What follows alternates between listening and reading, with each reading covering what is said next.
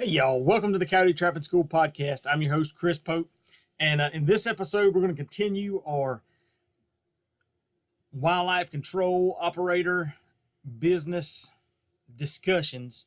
We got an interview with Daniel Dekeyzer. Daniel's a trapper from West Georgia who runs a pretty successful nuisance trapping business, wildlife control business. And so we just talked, he's kind of in the same boat as a lot of us. I'm saying that, still early into it, but he's got a lot of good traction, and just interesting to hear, the funny thing about this business, it can be, we can all be in the same business, but depending on what region and what area you're in, the businesses can really vary, and even in the same area, depending on what your what your business model and what your targeting is, things can vary. So I think that's a pretty interesting perspective, is just hearing, other people and how, they kind of structure their business and how they run their business day to day. And so I hope that this is going to provide some good information just from a kind of a peek into somebody else's business and how they do it, how they run it, how they kind of got started in it. So I think it'll be definitely a conversation worth listening to. So I hope you enjoyed as much as I did.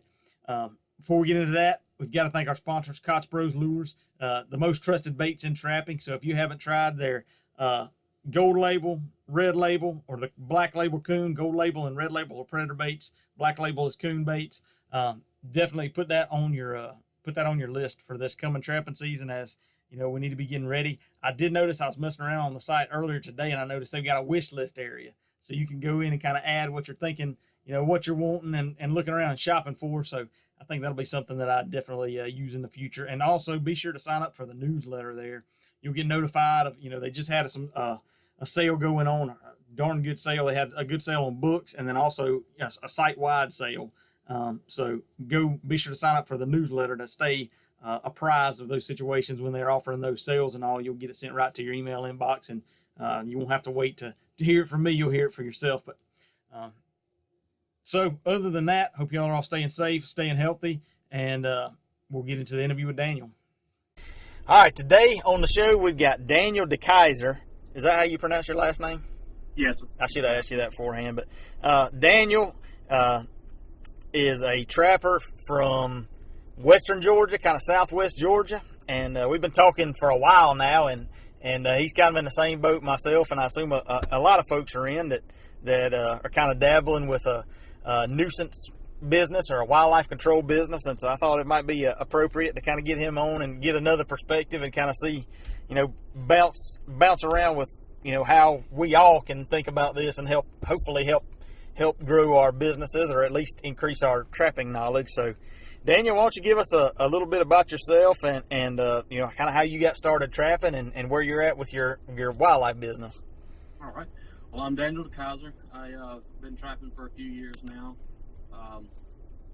Full-time, I work as a lieutenant paramedic for Peachtree City Fire Department, so that's every third day I'm on shift, but it also works out that I can go check traps early in the morning before I have to go to the station, and as soon as I get off, I can check them again. That way I'm in compliance with the state laws. But like I said, I've been trapping for a little while now, and I got started trapping. Basically, I got sick and tired of seeing all the raccoons in our deer feeders. Yeah. I'd run trail cameras, and I'd have 8, 9, 10 coons come through there at night, and they just kept getting fatter and fatter. So my dad at the farm that he manages had a couple of DPs, and I ended up finding some 1.5 Duke coil springs around there, and they were slap rusted to all get out. So I kind of cleaned them up and put some DPs out, and I thought, well, heck, that's pretty easy. Let me try, my hand at, trying to catch one with a foothold. So I put out, I think, 3 or 4 around the one of the feeders that we had going to, and they were basically at the bottom of a tree, and I stuck some marshmallows in there, and lo and behold, I come back the next day and had 3 coons bouncing. So that was kind of my introduction. And then my dad had been trying to catch these beavers that were in this lake. They kept damming up the culvert and flooding out the road and stuff. And of course, me being young and knowing everything, I spouted off, I bet I can catch them before you can. And he said, I got $100 that says you can't. And I said, oh man, I have stepped off into something I don't know about. So I started, kind of like most people do nowadays, YouTubing it up and watching some videos and this, that, and the other. And I put out 3 body grips and 4 snares. And the first night check, I had 3 beavers. So I won that $100, and then it was, man, this is fun. So then I kind of dove into the water trapping aspect of it, and the first year that I trapped, it was mainly right there on, like I said, my dad managed as a farm, south in the southern part of south of where I am now. And first year I caught 18 beavers on 3 lakes. And so I did that, and then there was a gentleman, Mr. Earl. He was trapping some property next to us, and I didn't know much about predator trapping then, and so I kind of started picking his brain, and man, you could smell him coming from down the road because all you could smell was skunk. And so we kind of bought my first 2 dozen traps from him. They were old Victor number 3 Coyote special, and so I started playing with them, and I think I caught the first year I played with coyotes, like 5 coyotes and some cats, and can't even count how many possums and raccoons. And then I moved up towards the Noonan area and kind of went into, I had to change my viewpoint as far as, trapping. I could still go down to the farm and trap, but I wanted to, try to find something around here. And I quickly found out that not everybody lives on big tracts of land and has a lot of farmland to, really hammer the coyotes. But I started seeing a lot of people posting on some of the Facebook pages of having armadillos real bad in their yards. I was like, man, an armadillo can't be that hard to catch. So I started, researching and trying to figure out the best way to do it. And I think I had 12 of cage traps, so I kind of started throwing my name out there and started getting some customers and stuff, and kind of have grown from there. And when I started with the nuisance side of it, is I was, like I said, I'd moved up this way and knew I was going to have to change my mindset and my quote unquote style of trapping. So I went to work for Southeastern Reptile Rescue doing snake removals on movie sets, which required me to have my nuisance wildlife removal program or license. So I went up to the office and took the test and passed it, and it was kind of a blessing in disguise that as soon as I got it, I was already employed doing that on the side, and then from that, then I was able to go out and grow my own nuisance stuff to where now it's a full-time, full-fledged, running up down the road on my off days, whether it be squirrels or bats or raccoons, snakes in the walls, or snakes in the yard, and that sort of thing. And it's kind of just honestly, it grew a lot faster and a lot quicker than I ever could have imagined. And I want to thank the good Lord for that, for the blessings, and just people having the trust in me to, give them a fair, honest answer when they have questions, and shoot them straight to where, there's a lot of people that will kind of haul around and give them roundabout and this, that, and the other. And, the one thing that I've quickly learned is, honesty is always the best. Right. Straight up forward. I always get a lot of questions about, can the animal be relocated? Well, according to our laws, the rabies vector species can't. And I try to explain to people, I say, relocation is not always the best option or the best, solution. It's like taking somebody coming in your house and taking you up and taking you to Los Angeles and telling you, okay, now survive. You got to find food, you got to find water, shelter, all that, and it puts so much stress on an animal that they end up starving to death or end up in another territory of an animal. And they have a big fight, and the animal dies anyway. But it's more of a painful way for them to go versus, quick euthanasia. That's right. So, yeah, when I took the Nucoa's wildlife control operator course actually this past Friday and Saturday, and that was one of the things that they highlighted that I never really, I guess, realized or paid attention to. But the definition of relocation is to move an animal within its home range. And if you're moving an animal outside of its home range, that's actually called translocation. And of course, if we're moving an animal inside its home range, it's going to come right back to wherever you're taking it out from. So yeah, that's a touchy subject, definitely to cover with people. And some states, like you said, I mean, depending on the state and the species, you can't relocate it, and people, and not only are you putting that animal in potential jeopardy, but the animal that you're throwing, you're disrupting his home range by moving that animal in. I mean, it's a chain of reaction that just people don't think about things like that. Like I said, I mean, that's like taking you and moving you into your neighbor's house. That's not going to go over real well. But people don't think like that. So, right. And that's what a lot. What I find myself a lot is trying my best to educate as well as perform a service. I spend a lot of time talking with people or emailing or texting back and forth, them having questions and stuff, and it's a lot of fun because something that I have grown up knowing about wildlife and being around it since I was in the 4th grade. I mean, it was every day after school. It was run around the farm and play, and feed animals, or go sit in a deer stand or move a deer stand, and just watching animals habits and that sort of thing, and learning about every different kind of animal that was out there, and something that I took for granted. I thought everybody knew about coyotes and all kind of bobcats and raccoons and all that, but there's a lot of people that don't, and so that's what I find myself a lot is trying to explain to people and educate the best that I can. And if I have a question that I don't know the answer, honestly I don't know, but I tell you what, I will find somebody that does and get back to you. Yep. That's that's going back to what I say, being honest with somebody.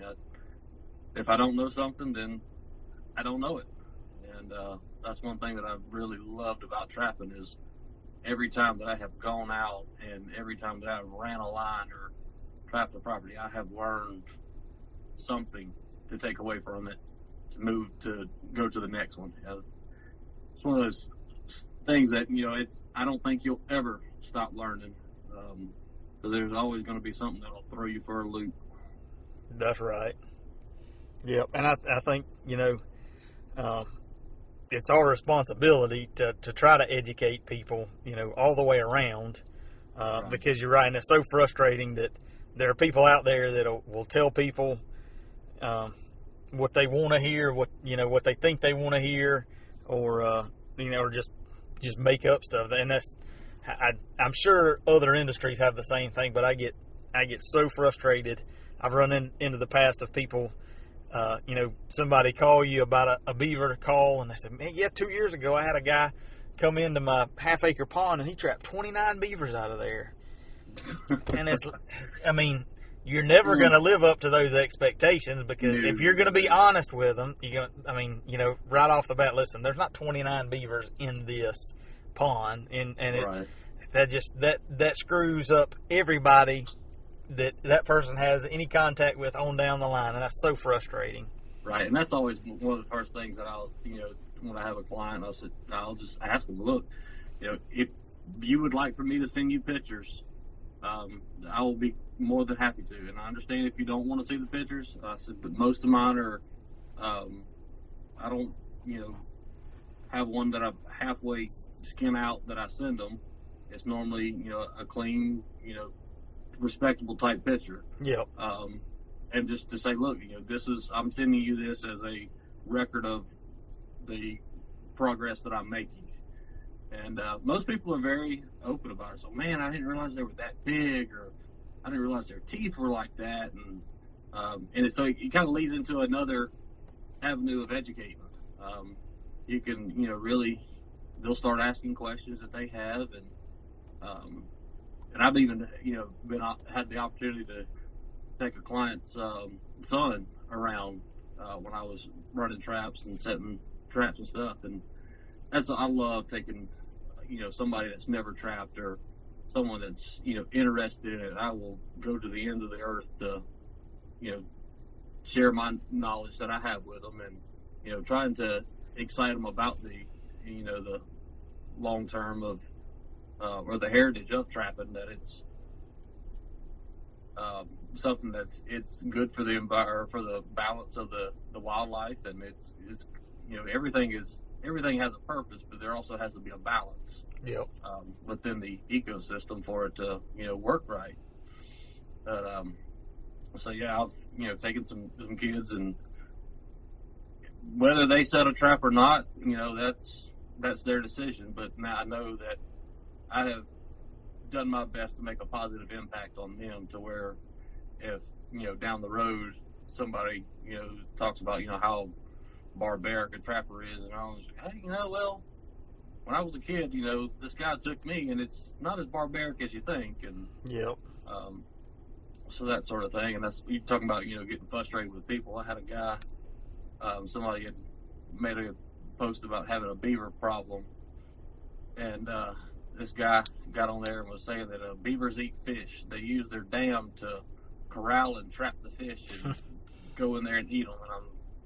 And I politely and respectfully said, sir, I believe you've had some incorrect information. Beavers are herbivores, and they only eat, plants and tree bark and stuff. And apparently that ruffled his feathers, and he called me a few choice words. And so I kind of just posted a link to I can't remember when the link was from, but it was from a reputable website. Right.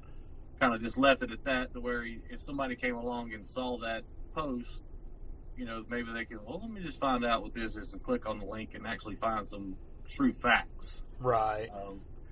I've learned that, a lot of times you want to fire right back and, get into it with them, but then that's stooping to their level. And, I reply back, as respectfully and professionally as I can, and, look, that's incorrect, here are the facts, and, here's a resource to where you can cross-reference what I've just told you. Right. Just trying to give options to, provide, like I said, the facts and the science behind animals and stuff like that. Yeah, that's so many people are so totally clueless about anything about animals, except for zebras and cheetahs that they've seen on TV or something. Absolutely. So you said that your business has kind of taken off pretty well. How are you getting leads and calls? Is that all coming through word of mouth, or? A lot of it is word of mouth, and this person will recommend me. Oh, I got your number from so and so. You got some squirrels out of her attic, or. But yeah, that's a lot of what my business has been word of mouth. And I will say I've been very fortunate, having, contacts with my dad's work. One of the, he has a fish biologist that, does all the lake management stuff for him.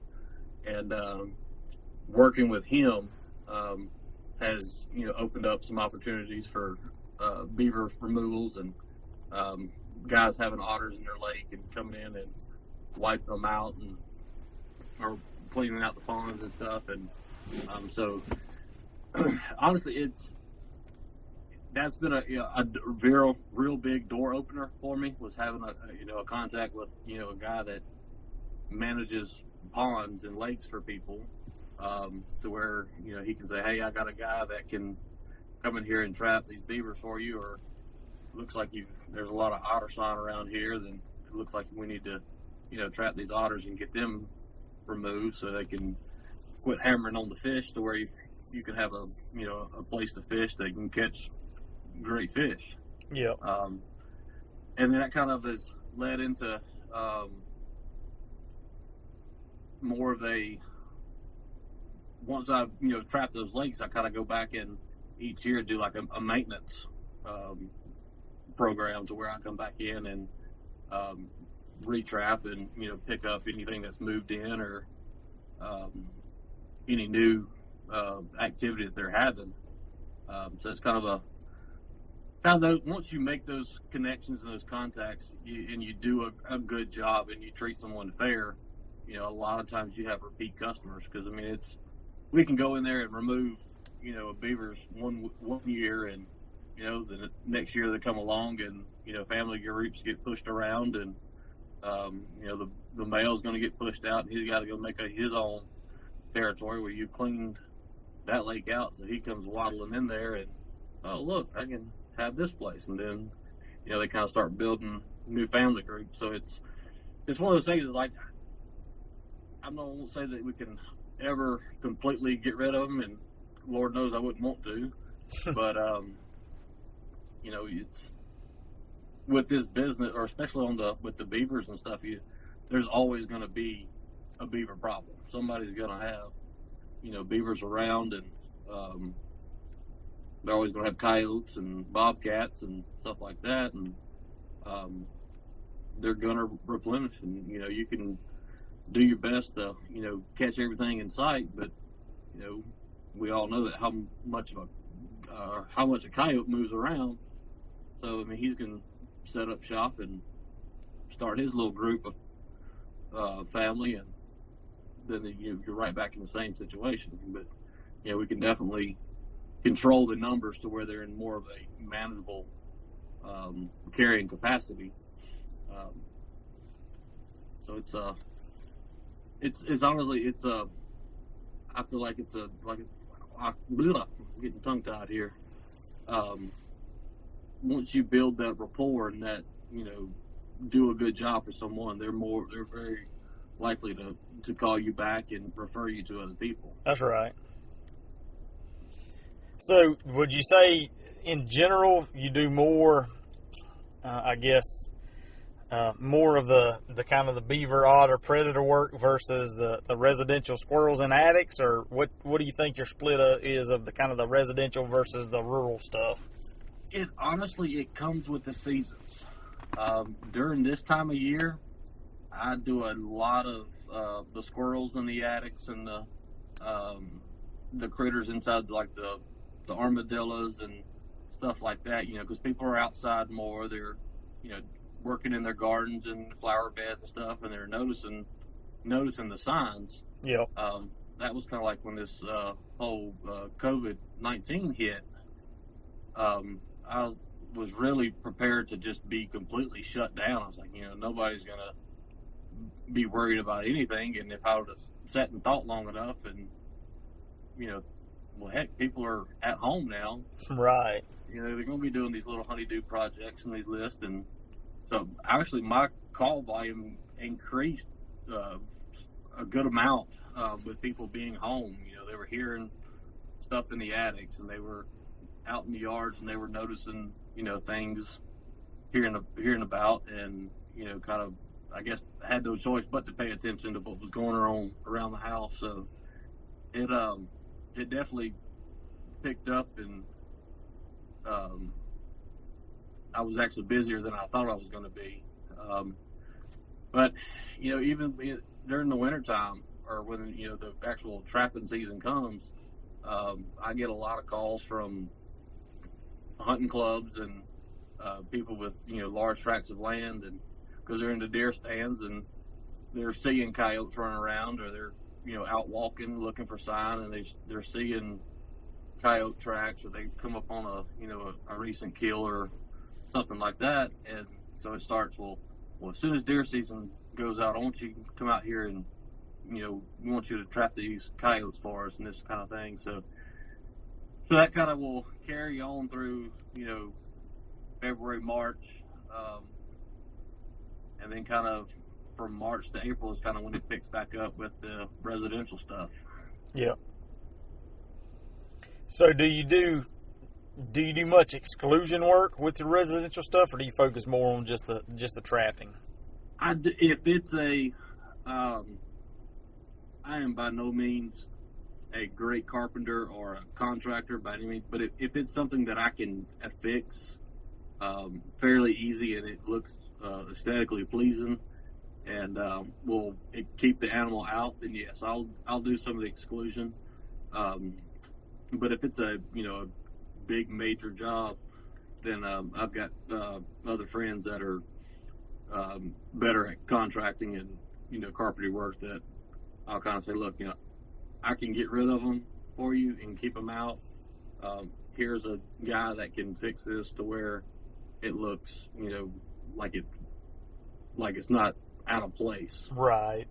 Sort of thing. Yeah, that's the biggest issue with the exclusion is you gotta make sure. I mean, most of the time, the folks that are willing to pay live in the nicer houses, and right.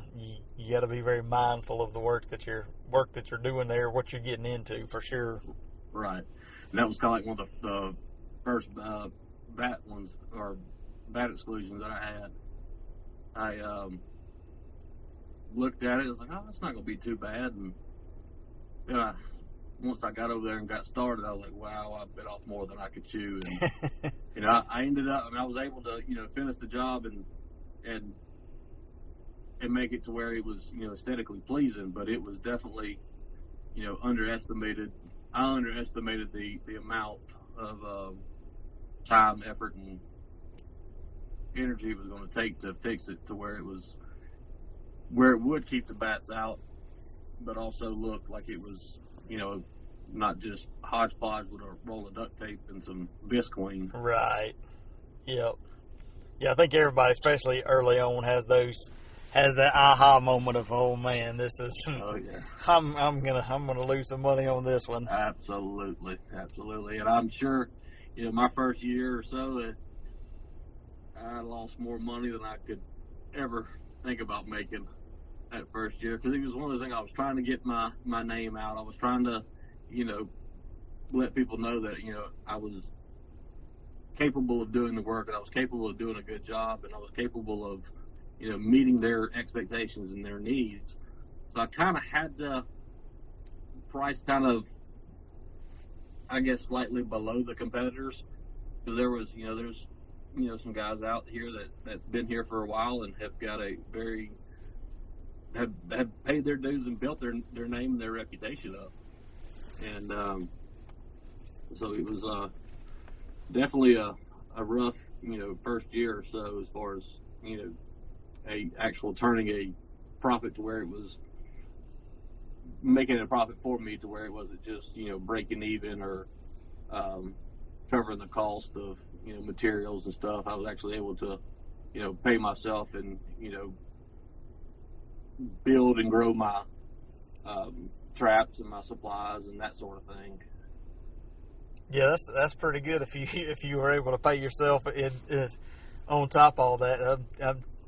My first 2 years was when I got my taxes done. I was not bad, but definitely in the hole. So oh yeah, it's I mean it's time and tool intensive, because you're dealing with everything from squirrels to coyotes and beavers. I mean, it's not like you can buy 2 traps and be good to go. You got to have right. a variety of traps, and you got to know how to set them. And then when you get into starting to do, residential stuff as well, and then just the tools for some of the basic exclusion work. I mean, it's that's like my fiance. I'd have stuff delivered. She's like, if you have one more trap delivered, I don't know what I'm going to do. I said, that's what you have to understand is, like, if I were focusing just on coyotes, yeah, I could have, 5, 6, 7 dozen MB550s and be good. I said, but, I've got people that call for squirrels. I've got people that call for armadillos, beavers, bobcats, and it's not a one size fits all. I mean, if I could go and just catch everything with the MB550s, I'd be golden. But that's a lot of times when with beaver stuff is, especially this time of year, I pack up the body grips and they stay in the totes because I'll be plucking turtles out of them more than I will a beaver. So I run a lot of snares and a lot of TS85s for beavers this time of year, just to avoid the turtles and the headaches and the having to pull up a mean old snapping turtle, and he's trying to take my fingers off. And so yeah, it's kind of unfortunately you can't just have one type and be good to go. And it's just definitely taking some time to build and acquire. And Trapper Man was a huge help, being able to buy some used traps to be able to modify those and fix them up to where they were strong, steady traps and reliable. But I was able to buy those at a used cost. And as it's kind of one of those, every time that I had a job, I kind of made it a focus to make sure that I priced it to where I could at least buy another half dozen or another 100 or so snares, or to where I could have enough on hand to where if I had 3 or 4 jobs going on at one time, I had the ability and the equipment to do that. Right. So what about cage traps? And I know that it varies from whatever animal you're after, but do you have a specific brand or style of cage trap just in general that you've come to kind of prefer? I tell you, I started out with the old Safeguards, and I've had to go back and I've beefed them up to where the doors are a lot beefier. Yeah. But the one that really surprised me, and I just kind of took a leap on it, Bridger makes a heck of a raccoon trap. It's got a solid, I won't say solid, but it's a welded, and I don't know the exact size, but it's round stock on the door. Yeah. And that thing, when it goes down, it does not move. And that was one thing I was noticing with the armadillos. They could, keep hitting that door, and it would end up where it would have a lot of play in it. So I've had to beef those up, but I've been very pleased and impressed with these. I think they market it as a raccoon type trap. It's a very heavy duty built, and I've had some coons tear up some cage traps like no other. Yeah. They get in there and start pulling and grabbing and everything, and hands be all twisted and a figure 8, and they can definitely cause havoc on it. And the cool thing about this one is it's good, being that it is designed for a raccoon. The wire in probably the back third of the trap is a lot smaller than the regular wire, to where they can't reach through the side of it and pluck the bait out of it and set the trap off before they get in. Right. I've been very pleased with them. Yeah, that's the wire. That's a one thing that I've really keyed in on and paid attention to. One thing that you don't really think about, especially if you're kind of dabbling or just getting into it, is you still have a catch circle even though you're using a cage trap. And when when you set that cage trap, in somebody's manicured lawn or up against a house or something, I mean, you got to take in mind where that animal's going to reach, and what's in his reach is going to be in the trap. Exactly. So getting some finer mesh, the Pro Series traps. I just ordered one of the Tomahawk Pro Series traps and another Comstock. I got one Comstock trap, and I've been really impressed with it. And I just ordered another one, a little bit smaller to mess around with. But there's no shortage of the different brands, and then the different styles within the brand. Right. So just trying to kind of use some and see which if there really is a preference, or if I find a preference, I guess. I'd tell you another trap that's kind of it was funny. I was in Tractor Supply getting some feed, and happened to just walk by one of the areas, and I always would go by there and look at their cage traps and this kind of thing. And I saw this one. It was a chipmunkinator. Yep. Uh-huh. And I was thinking, I said, you know what? I bet I could take that and put it in the old barn, and catch some mice and rats and stuff like that to kind of use as a a base for a predator bait. Well, I kind of started dabbling with it and playing with it, and I'd set it out in the yard, in my backyard, and because I had a bunch of squirrels running around, to see if they go in there. And sure enough, I had 4 squirrels in a chipmunk size cage trap. Oh. So I kind of started looking at it, and I went back, and they had the squirrelinator, and it was like a torn box and all that, and the one side was kind of pushed in a little bit, and they had it discounted. I said, well, what the heck? I'll get it and see. And honestly, those have been my best as far as, squirrel traps. And I've got some regular, smaller cage traps, but I can take one of those and pop it up in an attic. And I use this peanut butter based bird food. I can't remember the actual brand of it, but it's got a strong peanut butter smell, but it's seeds and cracked corn and that sort of thing, and those jokers have annihilated it. Normally, by the first night, I'll say I'll have at least 2 to 3 in the trap, and I'll kind of move it to another little spot, and bait it up, and usually within about 3 or 4 days, I can have most of the gray squirrels out, and then it's a matter of doing the exclusion after that. I've got one of the squirrel size. I hadn't thought about. I've worked on one of the properties I trapped this past winter.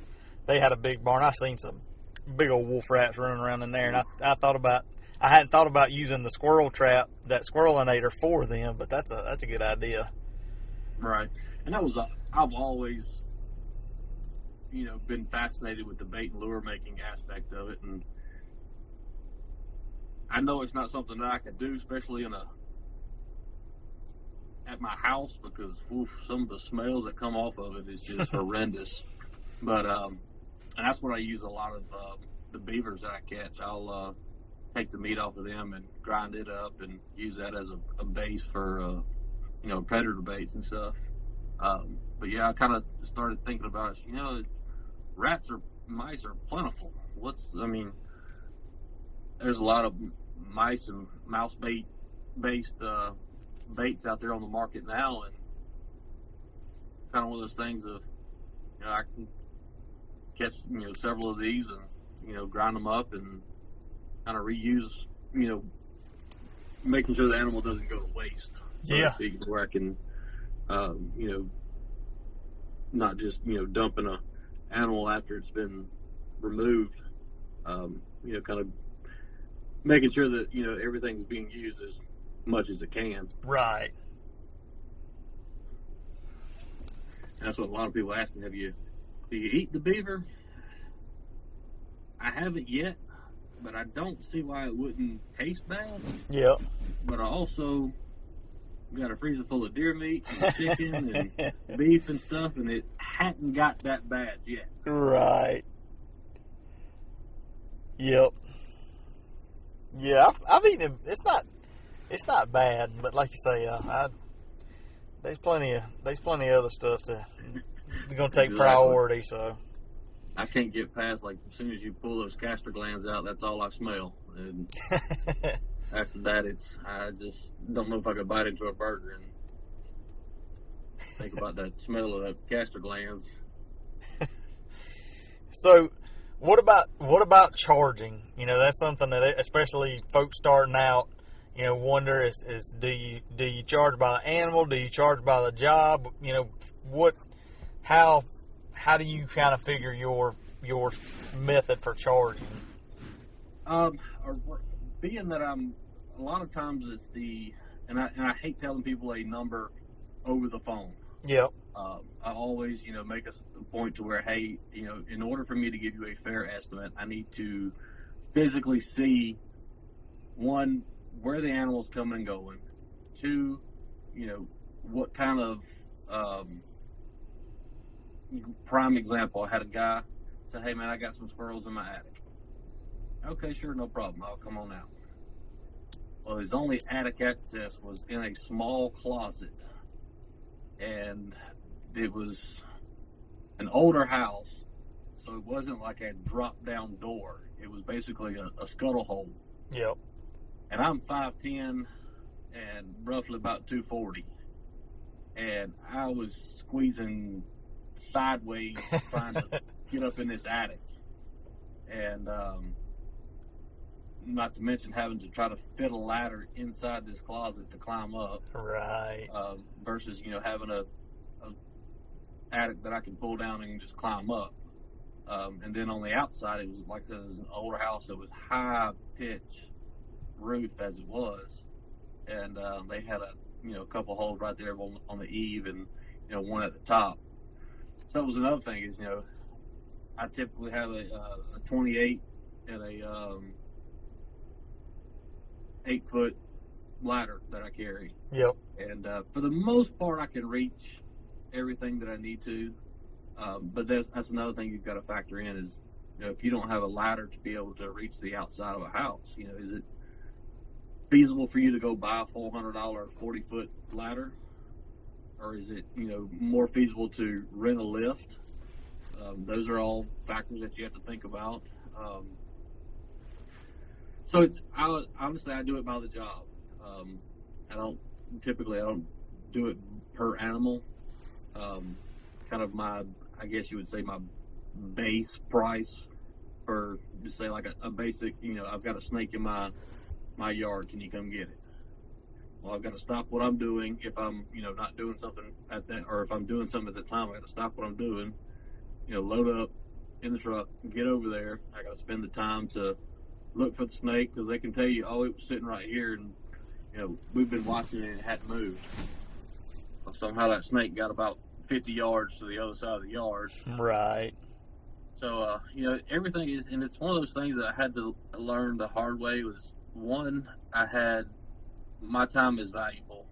Two, we have a skill set and a set of a knowledge base that not everybody has. And I'm not saying that go in there and rip somebody off, but definitely make sure that you are compensating yourself for your time, your travel, your knowledge that you've gained over the years, because it's not something that you can read a book and be a professional at. I've had many of flip traps and dug up traps and traps set off that I didn't understand why, but as soon as I would start studying and looking around, I would realize, well, I should have done this or this, that, and the other.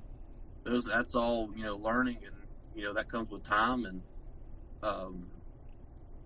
experience, and your experience is valuable. So it's like I said, it's a very tough and hard subject to kind of cover, but I always have done most of mine I set it up to where it's a full 7 days of traps being set and working, and then I have a price for that, based on the distance that it is from where I am or where I'm living, because I've got to drive there. Yep. And then 3 a.m. getting up to go check traps before you got to be at work and ready for work at 8 o'clock is that gets to where it's taxing on you. So it's man, it's tough, but it's kind of you can judge a lot of times, I think, by your clientele, somebody that's spending the money to keep up their lawns and their keeping everything manicured and that sort of thing is understanding of they've already put money into their lawn with fertilizers and seed, and then having the weed guy come to spray to keep the weeds out, and now there's armadillos in there digging divots in. Typically they're going to pay to have it removed. I mean, it's kind of one of those built-in cost, that, so to speak, of having a manicured lawn is keeping the pest and the wildlife out of it to where they're not destroying it. So it's like I said, I do it by the job, and as far as exclusion, that varies greatly. Like I said, it depends on the height off the ground. If I'm going to have to rent a cherry picker, or can I reach it with my ladders? Am I going to have to bring in saws and chop saws and table saws and all that kind of stuff? I got to load all it up. I've got to haul it back and forth, that sort of thing. So those are definitely one of those that vary greatly as far as price goes. But I try to, I keep around. I kind of try to keep tabs of, a fair market, value around the area. And I think that's one of the biggest things. You've got to look at your market that you're competing against and you're working with, or I won't say competing against, but other trappers in the area that may be doing the same thing. You don't want to be sky high from them, but you also don't want to be lowballing yourself and that's right, cutting yourself out of making a profit to be able to live and to where it is cost effective for you. And that was a big thing, because I enjoy it and love it so much that somebody will call and I'm like, man, I almost feel bad for charging, because I love this kind of stuff. But I had to understand that, look, these traps don't just appear on your front steps, and this bait that you're using doesn't just magically appear, and all that stuff costs money. And if you're shelling it out left and right and not recouping any of that, and pretty soon you're gonna wind up having to sell traps and be out of it. Yep, that's exactly right. And it's easy to get caught up in the we enjoy it for the most part,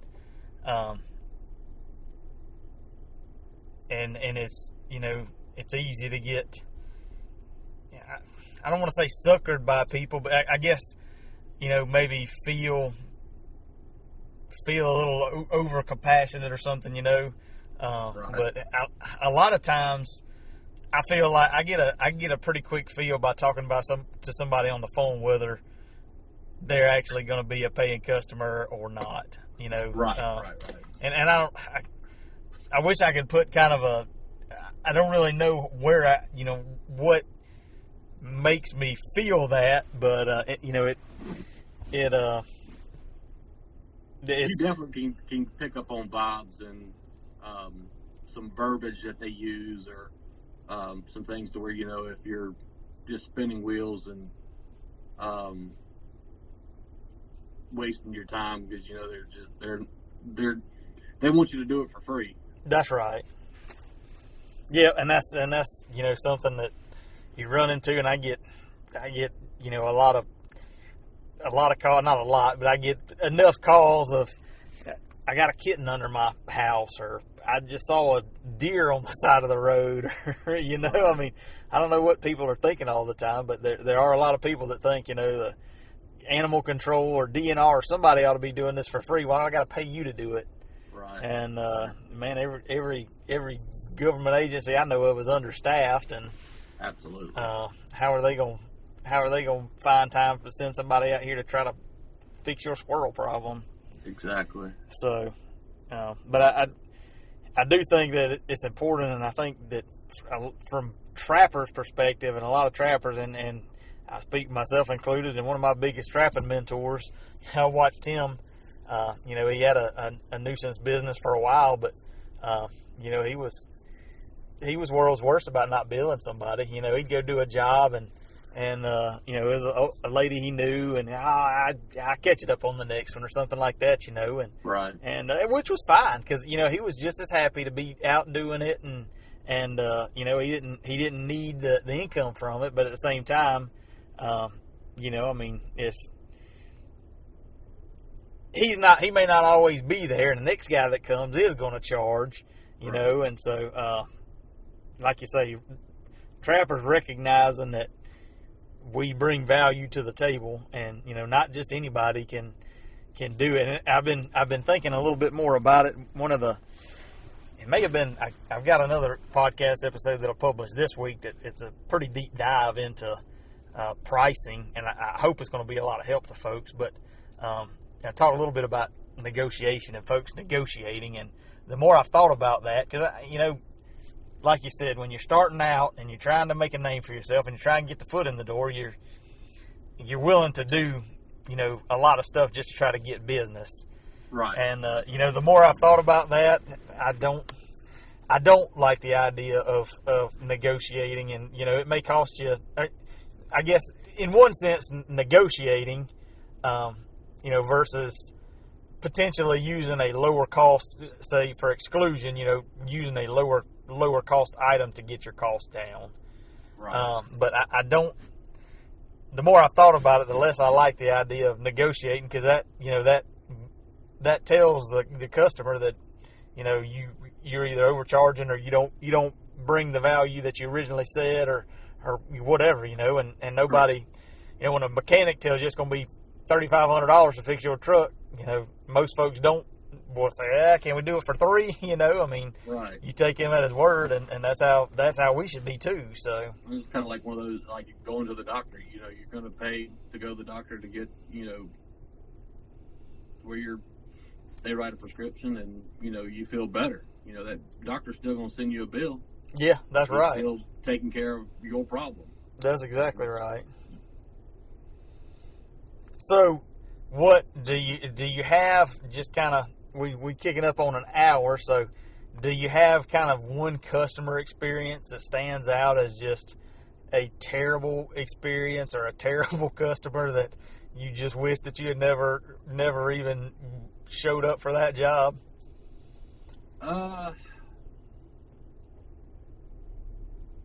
Honestly, I can say no, and I can probably, because if I talk to someone, I'm educated enough to where I can pick up on, like you said, that verbiage and that vibe that you get, to where you're like, I don't know if I just want to get involved with that. Yep. To where it's and it's kind of, when I go and price a job or whatever, I make sure that I meet with the homeowner or the landowner and explain in detail is exactly what I'm going to do and the process that I'm going to do it in. And and at that point, if they have any kind of questions or concerns or comments or whatever, then I can address them there right then, to where it's not a surprise to them when they come across something that I'm doing or that I have done. Yeah. I've been blessed to where I can say that I've had a great client base, to where I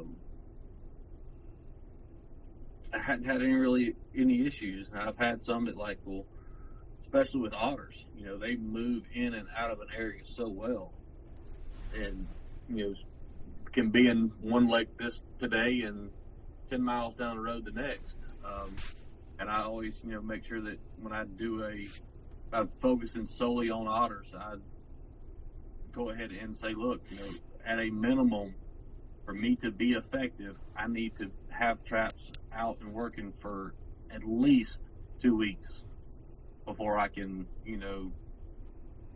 feel like that I have done enough to where I can have taken care of your problem. Right. That's kind of, as I've studied and researched, animal habits and their, what makes them tick. It's kind of one of those things that I picked up on is, otters are so nomadic that they're just like, they don't call them river rockets for nothing. Right. They can be here, there, and everywhere. Yeah, that's a really important point is, from the outset, managing your client expectation and making sure they're clear on what you are and aren't going to do. And like you say, I think some folks kind of get it natural, and some folks maybe have to have that kind of terrible client to learn that. Yeah, it is. There are some jobs that you are better off walking away from. You know, sometimes you're gonna save yourself a lot of headache and potentially a lot of money by turning down a job instead of biting it off. And I can't remember where I heard it from. I want to say it may have been on another podcast of Locklears, but it's not every customer is your customer. Yep. And it's, kind of, when I heard it, I kind of had to sit back and think of exactly what does that mean. And as I've, been in a business to where, you can meeting with someone, you can just get that little gut feeling or the voice in the back of your head that says, 2 and 2 ain't equaling 4 here. And it's probably best that I, don't take this job. And sure enough, it's somebody else will, that you run into it, took the job and hear this horror story from them of, man, I got out there and she wanted me to do this and that, and this, that, and the other.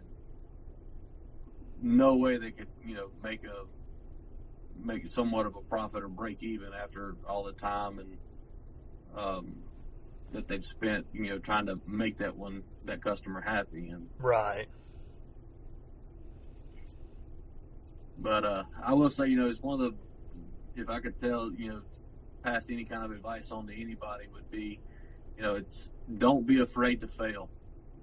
I mean, go out, give it your best, and learn from the mistakes you make as far as, if you, with trap placement or thinking that animal's going to come this way, but, comes from a different way. Just constantly study and learn as much as you can from the animal, because a lot of times they'll tell you where to put a trap.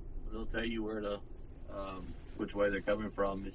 It's just the job as a trapper is to study and read that sign that they're leaving. That's right. And then you throw the wildlife control aspect of it in, and not only are you trying to study and learn the animal, you're trying to study and learn people and managing relationships and all that stuff too. And I'll say, probably the biggest leg up that I've had with dealing with people is, my full-time career as a firefighter. We're dealing with the public a lot, and a lot of times it's not in the best of circumstances. We typically don't get calls to have, Coca-Cola and a hot dog at a barbecue. Right. You're in there at a time of crisis, so you learn those people skills, through that side of it, or at least I have, as far as being able to talk with people and have some kind of rationalization with them and that sort of thing. Yeah, and I mean, it's just, I had never thought about that, but it parallels pretty well, because nobody's excited to have to call you to come get a squirrel out of their attic either, Right.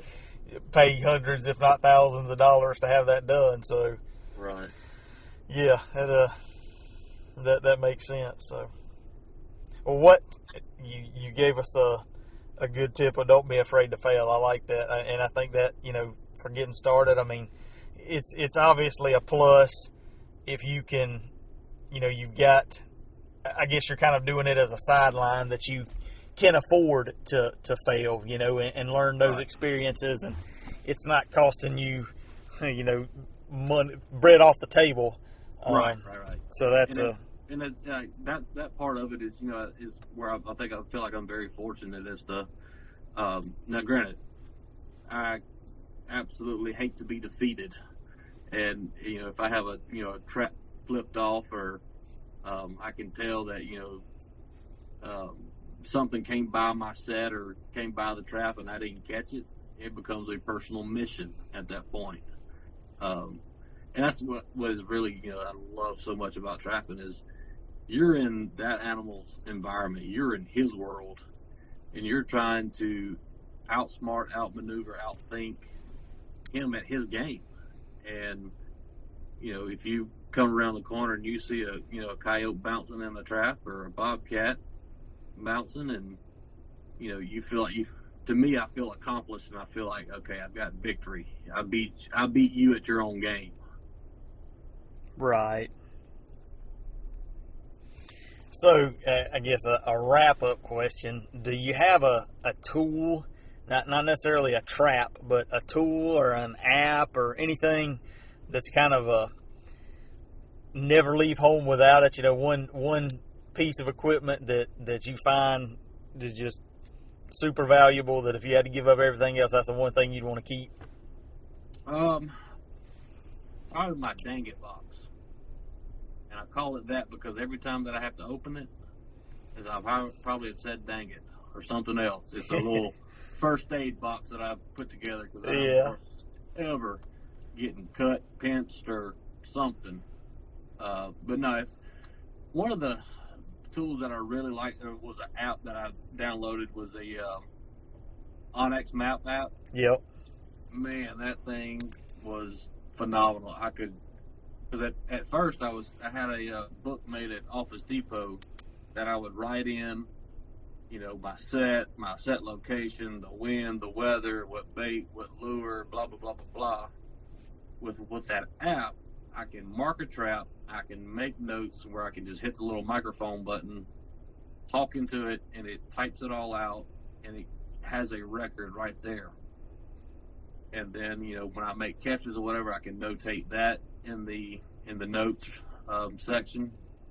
And then, you know, at the end of, you know, my time at that particular property, I can go back and make a hard copy of those notes for a notebook that I keep that kind of just, you know, tracks, you know, what baits and lures were working, or what type of set was working, or did this bait or lure seem to work better for this type of animal when it was marketed for this, or that sort of thing. Just a kind of a notes thing that I can reference back to is, you know, if I get into a situation where, like, I'm trying to catch, let's say, a fox or something that's getting into a chicken pen, and I can kind of flip back through my notes and kind of look at a common denominator. Well, I caught a lot of fox on this bait and this lure, so let me use that.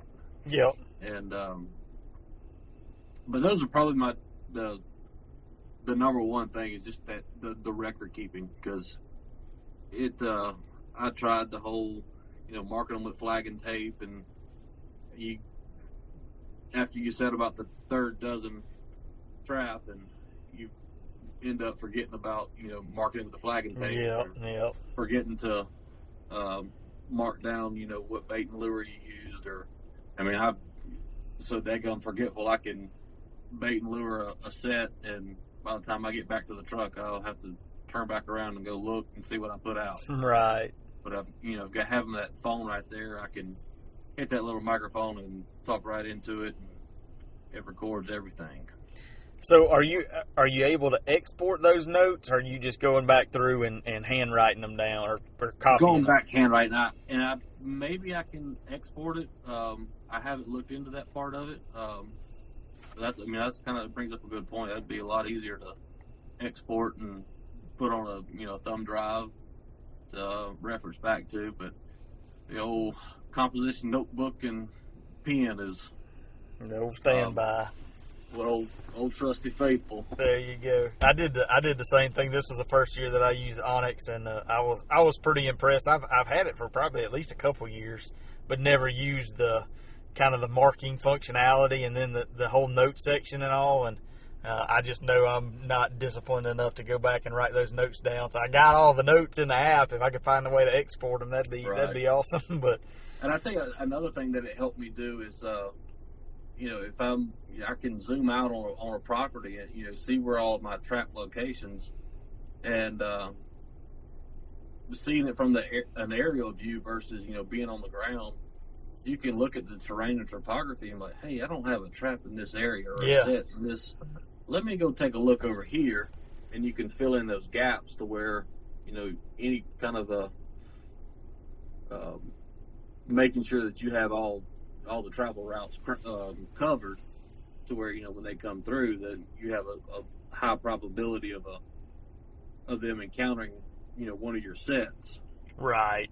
Yeah, that's a big plus, is to be able to look at everything spatially, as people would say, and see where you might have a hole. I was pretty impressed with that overall. So That's what I know. We had messaged back and forth on trap locations, and one that the Eastern Wolfer book really kind of put things into perspective as far as locations and the macro and the micro locations and that sort of thing. And honestly, I find myself, even when I'm out and about, even if I'm not trapping or whatever, if I'm in a neighborhood or in an area where, man, I bet if this was out in the woods, that'd be a good trap location, because you got, X, Y, and Z meeting up in this little conjunction right here, and that'd be a great travel route, this, that, and the other. Yep. Well, that's it's getting kind of late, and I want to be respectful of your time. Is there anything else that you want to add, or that we didn't touch on? Yeah, I think we kind of did a shotgun approach and covered the the predator side and the nuisance side. It just goes back to what I said before. Don't be afraid to fail, but always learn as much as you can, and don't be afraid to try new things. I did a lot of this year, kind of always trying to make sure that I had a trap. Basically, if I had a dirt hole set, I would try to look in that area to see where there was a higher elevation of ground, right, and put a trap there to see if if I had a higher success rate on catching there, or the 9 inches and offset to the right of the dirt hole. Yep. Just kind of I guess experiment, but based on a theory that was out there already, as far as the predator, and my theory of it is you're after a predator, and a predator kind of wants to be on top. Yep. And that higher ground kind of made sense to me, and so I tried it, and I won't say that I had enough definitive results to where I'll say that I won't ever put a trap in front of the dirt hole. Right. But it definitely, to me, it had its place to where it could catch. And another thing that I was thinking of is, a lot of times with a dirt hole going straight down, in my mind, I think coyote think there's a rat or a mouse or some kind of critter in there. To me, I would think that the coyote would approach from the back, because if that rat or mouse or whatever's in there flushes out, that coyote's got to make a 180-degree turn and give chase to that prey. Right. Whereas if he's coming from the back and flushes it out, he just takes off after it. Yep. So it's kind of something that I think about, and I've always been open to new ideas and trying new things, and that's what I've always tried to tell everybody. Look, it's not everything you try is going to work, but if you don't try it, then you won't know if it works or it doesn't work. That's right. Yeah, you gotta always be experimenting and seeing what, like you said, there's always opportunity to learn. So absolutely. All right, so last question for real this time. You said you worked removing snakes on movie sets. Did you work on any movie sets of a movie that we might know of? There was one that John Cena was kind of the star of it, and I cannot remember the movie. But I have worked on a couple of sets where they've filmed Ozark. Okay. I'm trying to think of a lot of what we were working on were like Netflix series. Yeah. In the metro area. I'm trying to. Most of them were movies that I've never heard of, or right. Honestly, I don't watch a whole lot of TV, because if it is, it's the Discovery Channel or Nat Geo. Right. Or cartoons with my daughter. Yeah. Let's see. There was Insatiables. I don't really. The only reason I recognized that one was because it was starred from the Disney movie Jessie.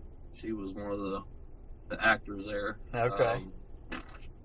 I can't really think of one that stands out as like a big time Hollywood blockbuster Right. movie. That's pretty cool. Regardless, that's pretty neat. You never know. That's one thing that's kind of neat. You never know what you're gonna wind up getting into. So Right. And we on those movie sets, we would be there to in case there was a snake that they ran across, but also that we would provide snakes for a scene in a movie. right. Whether it be a rattlesnake or a big Burmese python or something like that, we would have those on available for them to use in the movies, to where we were there to make sure that everybody was safe and the snake didn't get away or that sort of thing. Yeah. That's pretty cool. Well, Daniel, I appreciate you taking your time, and I think this is definitely going to be a good one for folks to listen to, and just kind of hopefully get a little bit of insight into trapping, insight in a little bit of business. Like you say, we covered a lot of bases. So, Good. I appreciate the time too. I mean,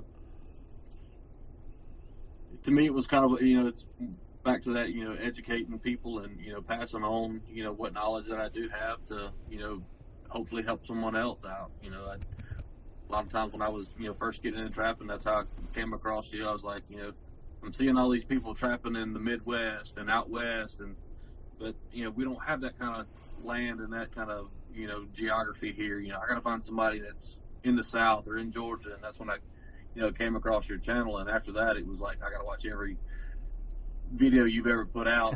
I think I've pretty much knocked them all out.